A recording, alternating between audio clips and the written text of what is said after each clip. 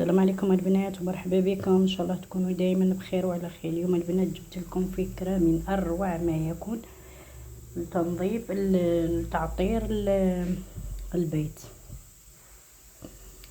فكره اللي غادي تخليك دائما بيتك ريحته نقيه وكاع اللي يدخل فيه غادي يسقسيك عليه، وفكرة اقتصادية، يعني غادي تستحفظي فيها على معطر الأرضيات، غادي تستعمليه بكمية قليلة ودائما دارك ريحتها شابة ونقية.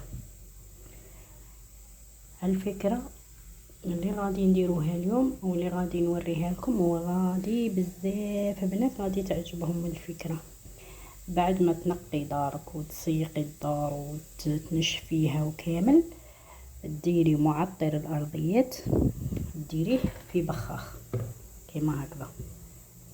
انا هذا تاع الاقمشه كي كمل استعملت القاروره درت فيها معطر الارضيات صانيبو درناه فيها، وكي كملت سياق وكل شيء نحكم نبخ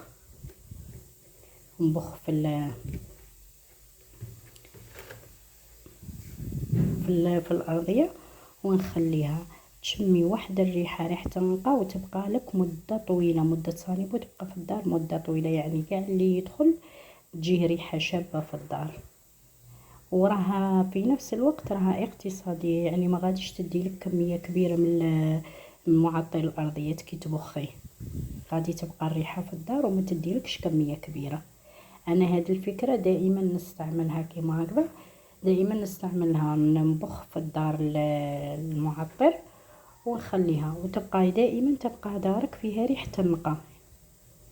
وان شاء الله الفكره تكون نالت اعجابكم، واللي مازال ما اشتركتش نتمنى منها الاشتراك في قناتي. ومرحبا بكم البنات.